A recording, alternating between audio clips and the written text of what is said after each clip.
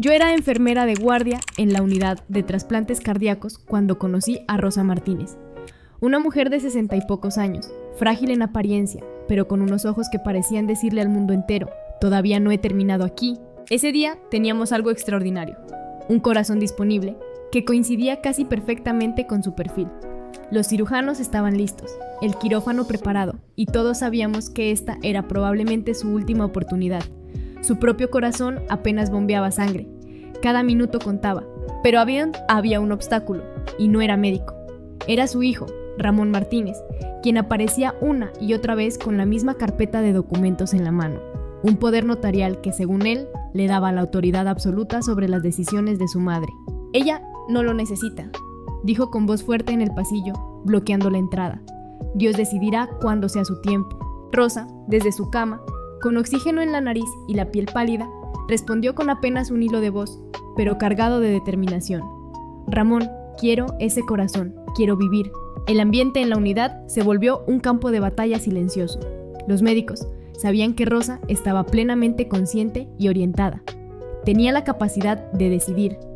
Pero Ramón agitaba el documento como si fuera un arma, insistiendo en que su fe y su autoridad estaban por encima de los deseos de su madre. El pastor Guillermo, al que Ramón había traído consigo, repetía que interferir con la voluntad divina era un pecado. Mientras tanto, los cirujanos miraban el reloj. Cada hora que pasaba reducía la viabilidad del órgano. La tensión era insoportable. Como enfermera, yo me sentía desgarrada entre la impotencia y la furia. Tenía frente a mí a una mujer que rogaba por la vida y a un hijo que la negaba en nombre de una convicción que no era suya. Finalmente, después de horas de discusiones legales y administrativas, la oportunidad se perdió. El corazón fue asignado a otro paciente en otra ciudad. Recuerdo haber estado al lado de Rosa cuando se lo comunicaron. Cerró los ojos, respiró hondo. Y 2 lágrimas silenciosas rodaron por sus mejillas. Luego me apretó la mano con una fuerza sorprendente para alguien tan débil. No me voy a rendir, me susurró. Esto no termina aquí. En ese momento, yo no sabía hasta qué punto esa frase se convertiría en el eje de todo lo que estaba por venir. La mañana siguiente, mientras Rosa aún procesaba la pérdida de aquel corazón, Ramón llegó al hospital con un aire triunfante. Entró con paso firme, saludando a las enfermeras con una sonrisa que helaba. En la mano llevaba de nuevo su carpeta con el poder notarial. Ya quedó claro, declaró frente al mostrador de enfermería. Yo decido por mi madre, nadie más. El médico de guardia, con paciencia, le explicó. Señor Martínez, su madre está lúcida, responde preguntas con coherencia y entiende los riesgos y beneficios. Legalmente, eso la hace capaz de decidir por sí misma. Ramón golpeó la carpeta contra la mesa. Ese papel me da toda la autoridad. Ella no sabe lo que dice. Desde su cama, Rosa levantó la voz con la poca fuerza que le quedaba. Sí sé lo que digo. Quiero vivir, Ramón. El pasillo quedó en silencio. Yo miré a mis compañeros, que se debatían entre intervenir o seguir el protocolo. Esa tarde, Ramón llegó acompañado de 2 hombres de traje. Uno era su abogado particular, el otro, un notario. Intentaron intimidar al personal médico, amenazando con demandas si se procedían a enlistar nuevamente a Rosa para un trasplante. El comité legal del hospital, liderado por Nicolás Macías, fue convocado de emergencia. Se reunieron en la sala de juntas mientras Rosa esperaba noticias. La discusión duró horas. Al final, Nicolás salió y nos explicó. El poder notarial solo tiene efecto cuando el paciente no es capaz de tomar decisiones. Y en este caso, todos coinciden en que la señora Martínez está perfectamente capaz.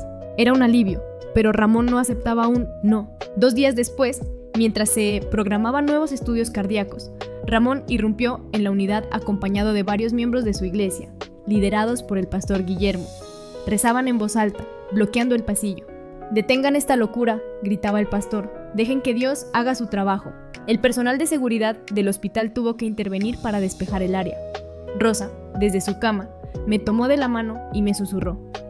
«Tengo miedo de él, no de morir, sino de que me quite mi derecho a decidir». Sus palabras me atravesaron como un cuchillo. El Comité de Ética Hospitalario, presidido por Genoveva Bravo, decidió revisar el caso de inmediato.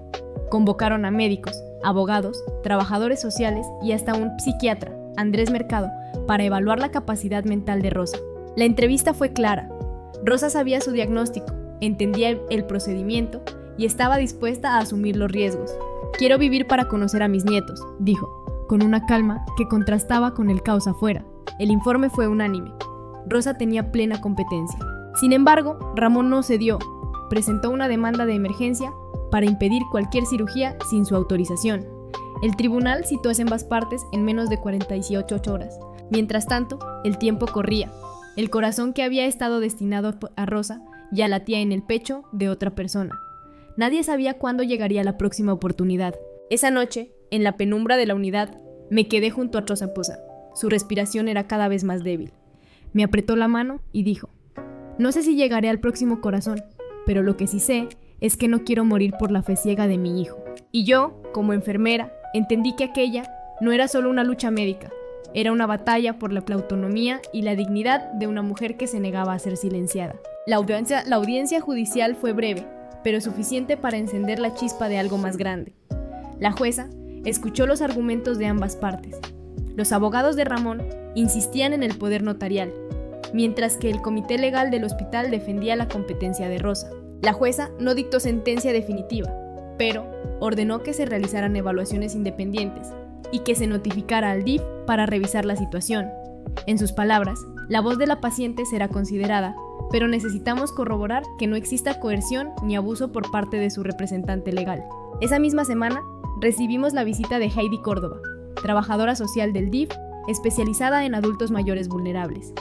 Se sentó junto a la cama de Rosa y le habló con paciencia, sin dar nada por hecho. Señora Martínez, necesito preguntarle cosas delicadas, le dijo. ¿Se siente intimidada por su hijo? Rosa apretó los labios, pensativa. Finalmente respondió: lo amo, pero sí, me intimida. Intenta que yo crea lo que él cree, y yo quiero vivir, aunque eso vaya contra sus ideas. Heidi anotó todo, con el ceño fruncido. Al mismo tiempo, el psiquiatra Andrés Mercado hizo otra evaluación clínica. Hizo preguntas sobre fechas, nombres, riesgos quirúrgicos y alternativas de tratamiento. Rosa respondió con una claridad que dejaba sin duda. Tiene plena capacidad, concluyó. Sus decisiones son coherentes y están basadas en comprensión real de su situación. Ramón, sin embargo, no se quedó de brazos cruzados.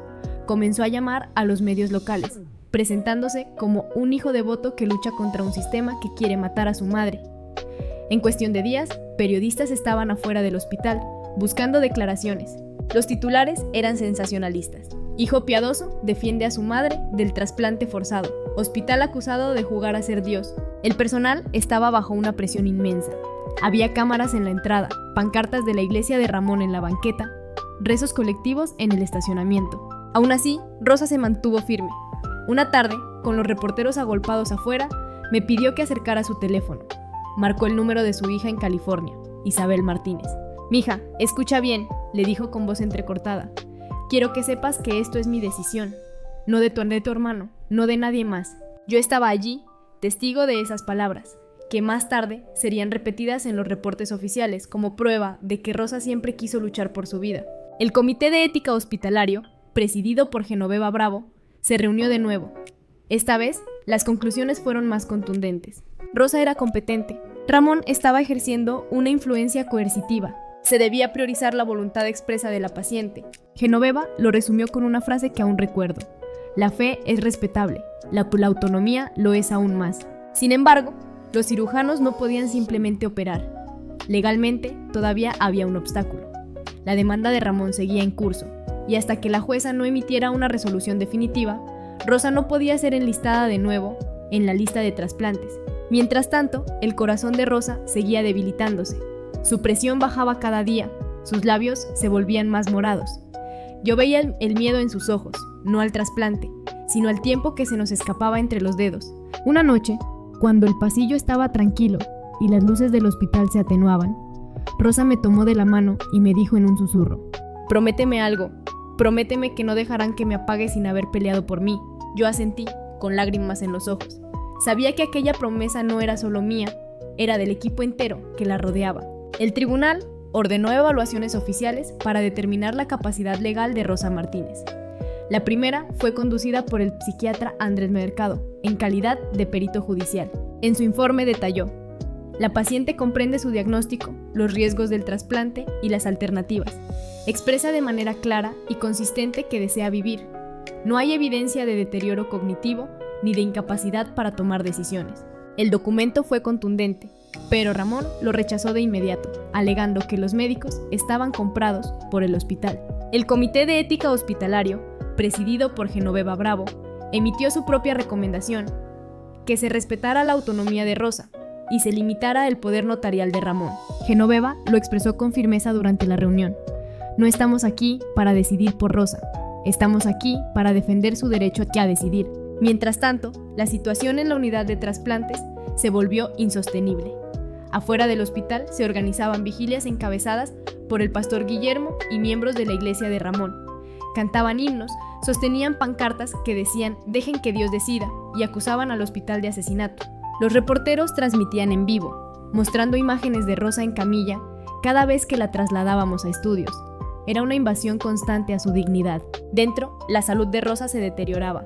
Su presión arterial bajaba cada día, sus riñones comenzaban a fallar y la lista de espera para trasplante no se movía lo suficientemente rápido. En una junta médica de emergencia, los cirujanos plantearon la única opción viable: colocarle un dispositivo de asistencia ventricular izquierda, el EVAD, un aparato mecánico que ayudaría a su corazón a bombear sangre mientras esperaba el trasplante. No es la solución definitiva, explicó el cardiólogo, pero le dará tiempo. El obstáculo era predecible. Ramón se oponía con la misma vehemencia.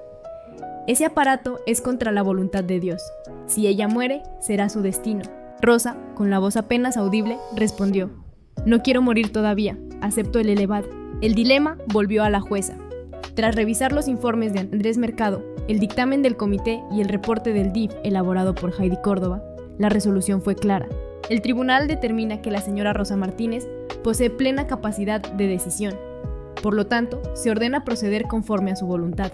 El fallo fue una victoria, pero también un riesgo. Ramón salió furioso de la sala del tribunal, declarando a los medios que su madre había sido engañada por doctores corruptos. Sus seguidores intensificaron las protestas afuera del hospital. Dentro, Rosa me tomó la mano y con un hilo de voz me dijo: un día más de vida ya es un triunfo. Yo sentí que aquella mujer, en medio de tanta adversidad, nos enseñaba lo que significaba la verdadera valentía.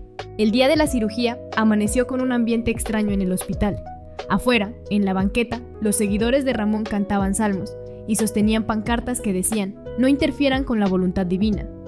Algunos incluso intentaron bloquear la entrada de las ambulancias. Dentro, el equipo quirúrgico se preparaba para colocarle a Rosa Martínez un EVAD, el dispositivo mecánico que mantendría a su corazón funcionando mientras esperaba un trasplante. Antes de entrar al quirófano, Rosa me tomó la mano con fuerza.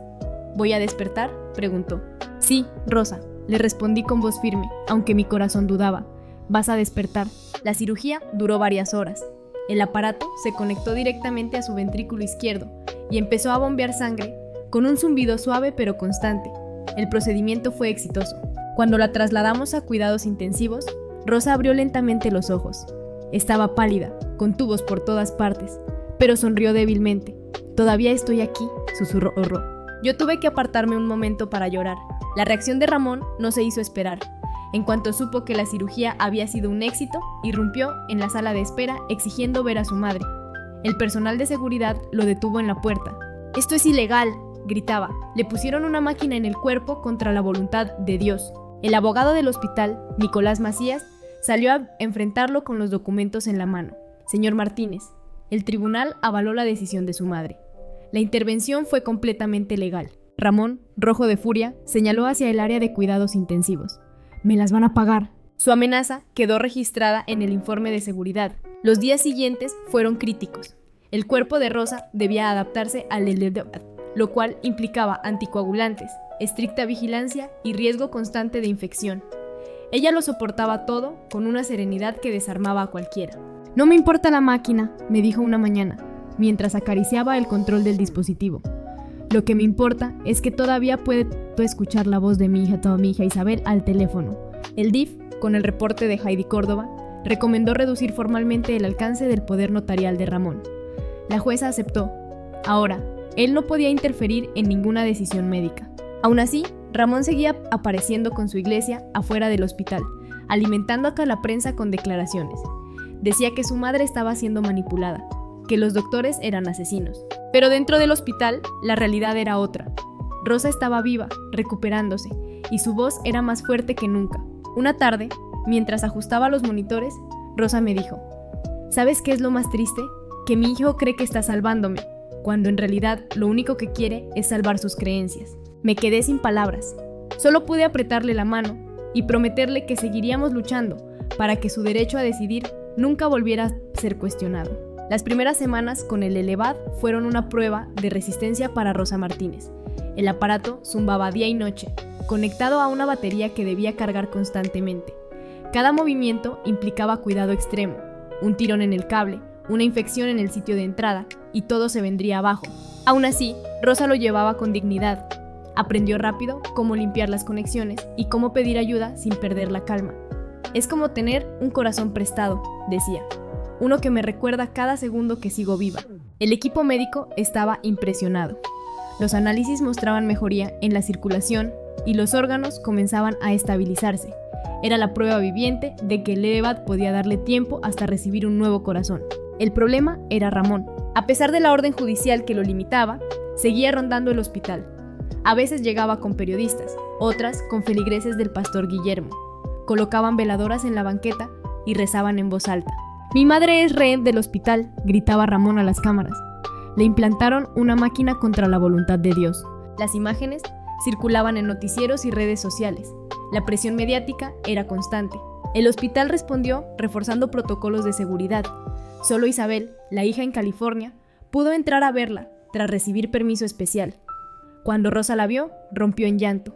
«Sabía que vendrías», dijo entre sollozos, abrazando a su hija con los cables del Elevad colgando al costado. Isabel acarició el rostro de su madre y miró al equipo médico con agradecimiento. «Gracias por escucharla», dijo. «Gracias por darle esta oportunidad». El Comité de Ética Hospitalario, presidido por Genoveva Bravo, volvió a reunirse. Esta vez con más confianza. «Rosa ha demostrado fortaleza y lucidez», concluyó. «Debemos prepararla de nuevo para la lista de trasplantes». El cardiólogo explicó que tras estabilizarla unas semanas más, podría ser candidata prioritaria, pero advirtió: «Necesitamos mantener el ambiente legal limpio. No podemos arriesgar otro recurso de Ramón bloqueando la cirugía». El DIF, a través de Heidi Córdoba, presentó una moción formal para suspender de manera definitiva el poder notarial de Ramón y nombrar a Isabel como apoyo legal secundario, en caso de que Rosa llegara a perder la capacidad. La jueza Hurtado aceptó. Fue un golpe decisivo. Ramón perdió cualquier influencia legal sobre las decisiones médicas de su madre. Cuando se lo comunicaron, Ramón estalló de ira en las escaleras del tribunal. «Ustedes mataron a mi madre», vociferó frente a las cámaras, «y cuando ella muera, su sangre estará en sus manos». Pero dentro del hospital, Rosa sonreía. Sabía que por fin el derecho a su vida estaba en sus propias manos. Una tarde tranquila, mientras ajustábamos los monitores, Rosa me dijo en voz baja: «He aprendido que un corazón no es solo un órgano, es también la voluntad de seguir adelante». Sus palabras me quedaron grabadas. Era como si, incluso con una máquina bombeando en su pecho, su espíritu se hubiera vuelto más fuerte que nunca. Con el Elevad, la salud de Rosa Martínez mejoraba poco a poco. Ya no dependía del oxígeno constante, podía sentarse en una silla junto a la ventana y hasta disfrutar de pequeñas caminatas por el pasillo con apoyo. Cada paso era una victoria. Los médicos estaban satisfechos, pero sabían que el dispositivo era solo un puente. Tarde o temprano, Rosa necesitaría un trasplante definitivo. Mientras tanto, la batalla con Ramón continuaba, aunque ya no tenía el mismo poder. Tras la decisión judicial que le quitó el control legal, intentó acercarse a su madre por otros medios. Una tarde, apareció en la sala de espera del hospital, con un ramo de flores en la mano y una actitud más calmada. «Solo quiero verla», dijo. El personal dudó. Habían antecedentes de amenazas. Al final, con autorización del equipo legal, se permitió una visita breve bajo supervisión. Cuando entró a la habitación, Rosa lo miró fijamente. Había amor en su mirada, pero también cansancio. «Ramón, no necesito que me salves, solo necesito que me escuches». Él bajó la vista, apretando las flores. «Creo que me equivoqué», susurró. «Tenía miedo. Pensé que perdería a mi madre si no hacía lo que mi fe decía». Rosa tomó su mano con suavidad. «No me pierdes al dejarme vivir, me pierdes al no respetar mi voz». Ese instante fue un respiro en medio de tanta tormenta. El Comité de Ética Hospitalario, con Genoveva Bravo al frente, tomó nota de la evolución en la relación. La reconciliación, aunque parcial, puede reducir la presión mediática y espiritual sobre Rosa, dijo. Es importante que la familia esté alineada antes del trasplante. Los trámites para volver a enlistar a Rosa en la lista nacional de trasplantes avanzaban. El cardiólogo presentó informes de su mejoría con el elevado y argumentó que tenía alta prioridad por la gravedad de su condición y por la disponibilidad reducida de donantes. El proceso fue riguroso: análisis de sangre, estudios de compatibilidad, evaluaciones psicológicas. En cada una, Rosa repetía lo mismo: estoy lista, quiero vivir. Isabel, su hija desde California, se convirtió en una aliada constante. Pasaba horas en videollamadas con su madre, animándola, recordándole que la esperaba con los brazos abiertos. Mamá, imagina el día en que vuelvas a caminar por la playa conmigo, le decía. Ese día llegará. Rosa sonreía con los ojos húmedos. Una noche tranquila, ya sin protestas afuera del hospital, Rosa me dijo en voz baja: no sé cuándo sonará el teléfono para el trasplante, pero cada amanecer que veo es una segunda oportunidad. Yo le apreté la mano. Sabíamos que ese llamado podía llegar en cualquier momento y que cambiaría todo. El llamado llegó una madrugada lluviosa. El teléfono de la unidad sonó con urgencia. Había un corazón compatible para Rosa Martínez. El equipo médico se movilizó de inmediato. El cardiólogo entró a su habitación con una sonrisa contenida. Rosa, tenemos un corazón para ti. Ella cerró los ojos, respiró profundo y me tomó de la mano. Es mi momento, susurró. No lo voy a dejar pasar. El quirófano se preparó en cuestión de minutos. Afuera, Isabel llegó corriendo desde California. Alcanzó a abrazar a su madre antes de que la trasladaran. Te amo, mamá, le dijo con lágrimas. Te estaré esperando cuando despiertes. Incluso Ramón apareció, esta vez sin pancartas ni acompañantes. Se quedó en silencio, con el rostro desencajado, viendo cómo llevaban a su madre al quirófano. La cirugía fue larga y compleja. Primero retiraron el LVAD, que había mantenido con vida a Rosa durante semanas. Luego, con precisión milimétrica, conectaron el nuevo corazón. En la sala de espera, Isabel y Ramón se sentaron uno al lado del otro, sin hablar, compartiendo solo el mismo miedo. Yo me movía entre la unidad y la sala, dando actualizaciones cada vez que podía. El corazón ya está latiendo por sí solo. Están cerrando el tórax. Hasta que finalmente, el cirujano salió con el gorro quirúrgico aún puesto y una sonrisa cansada. El trasplante fue un éxito. Isabel rompió en llanto, abrazando a Ramón. Él, con la voz quebrada, dijo apenas: gracias, doctor. Las siguientes horas fueron críticas. Rosa estuvo intubada, conectada a monitores y rodeada de bombas de medicación. El nuevo corazón debía adaptarse, y el riesgo de rechazo era real. Yo me turnaba con otros colegas para vigilarla. Cada vez que los monitores mostraban un ritmo estable, sentía un alivio indescriptible. A los 2 días, Rosa abrió los ojos. Estaba débil, pero consciente. Movió los labios y me incliné para escuchar. ¿Está funcionando? Sí, Rosa, le respondí con una sonrisa. Tu nuevo corazón late fuerte. La noticia se extendió rápidamente. Los periódicos que antes hablaban de un trasplante forzado, ahora publicaban: mujer sobrevive gracias a su propia decisión de vivir. Las protestas religiosas desaparecieron poco a poco. Incluso algunos de los seguidores del pastor Guillermo reconocieron que lo importante era que Rosa había decidido por sí misma. Esa tarde, mientras Isabel la acompañaba, Ramón entró en silencio. Se acercó a la cama, miró a su madre y dijo: perdóname, mamá. Rosa, con voz suave, respondió: no necesito que me salves, hijo. Toti se sienten le dijo: solo que me quieras. Ramón inclinó la cabeza, llorando en silencio. Fue un momento de reconciliación que nadie te esperaba y que marcó un nuevo inicio para toda la familia. La rehabilitación de Rosa Martínez comenzó casi de inmediato después de la cirugía. Primero fueron pasos pequeños: sentarse en una silla, mover los brazos, aprender a respirar con mayor profundidad. El nuevo corazón latía firme, aunque cada día era un reto. Los fisioterapeutas la guiaban por el pasillo con un andador. Yo iba a su lado, controlando los monitores portátiles. La primera vez que llegó hasta la ventana del hospital, Rosa sonrió con lágrimas en los ojos. Puedo sentirlo, late por mí. Isabel permanecía a su lado casi todo el tiempo, ayudándola a leer cartas de apoyo que llegaban de todas partes. Pacientes, colegas médicos, incluso desconocidos enviaban mensajes celebrando que Rosa hubiera defendido su derecho a vivir. Ramón también la visitaba, aunque en silencio. Se sentaba en la esquina de la habitación, sin discutir, solo observando a su madre recuperar fuerzas. Poco a poco, la hostilidad se transformó en una especie de arrepentimiento silencioso. Una tarde, Mientras Rosa practicaba ejercicios de respiración, Ramón se acercó y dijo en voz baja: «Mamá, me alegra que estés viva». Ella lo miró con ternura. «Hijo, yo también, y espero que algún día entiendas que vivir también puede ser un acto de fe». El hospital no salió indemne de la tormenta. El Comité de Ética, dirigido por Genoveva Bravo, impulsó nuevas políticas, revisión más estricta de poderes notariales en pacientes conscientes, protocolos para proteger la voz del paciente por encima de representantes coercitivos, intervención más temprana del DIF cuando existiera sospecha de abuso espiritual o psicológico. Estas medidas fueron publicadas como parte de una reforma hospitalaria que luego inspiró cambios en otros centros médicos del estado. La comunidad también reaccionó. Donde antes había protestas, ahora había apoyo. Los vecinos del hospital organizaron una colecta para pacientes en espera de trasplante. Iglesias locales, incluso algunas que habían criticado el procedimiento, comenzaron a promover la importancia de respetar la autonomía del paciente.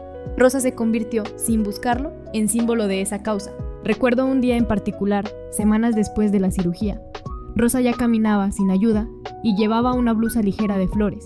Se detuvo frente a la ventana principal del hospital, donde alguna vez se agolpaban cámaras y pancartas. «¿Recuerdas?», me dijo. «Aquí me llamaban pecadora por querer vivir». Asentí en silencio. Ella sonrió.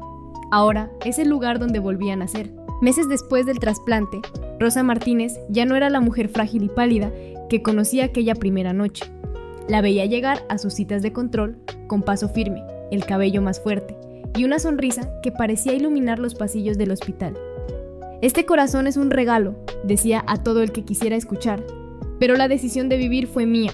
En su casa, con la ayuda de Isabel, había retomado la rutina de cocinar, regar sus plantas y hasta salir a caminar por el parque. No corría, no bailaba, pero respiraba libertad en cada paso. Con Ramón, la relación era más compleja. Seguía asistiendo a su iglesia, pero ya no imponía su fe sobre ella. Había aceptado, al menos en parte, que su madre tenía derecho a decidir.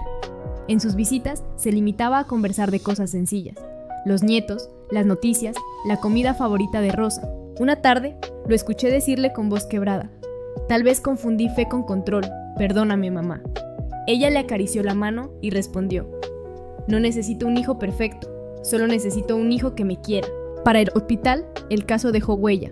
El Comité de Ética implementó protocolos que hoy siguen vigentes, y en conferencias médicas se hablaba de la lección Martínez, la autonomía del paciente por encima de cualquier poder legal coercitivo. Yo misma cambié después de aquello.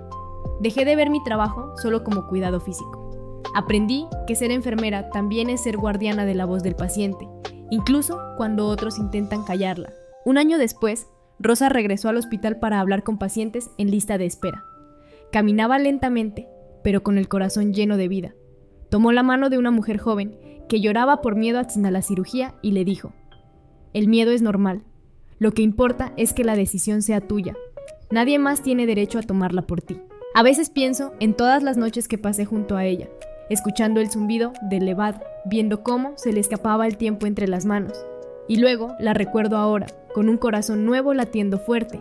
En mi diario escribí la última nota sobre este caso. No fue solo un trasplante, fue una batalla por la dignidad. Y Rosa, con su voz suave pero firme, nos enseñó que el derecho a decidir sobre la propia vida es el latido más fuerte de todos.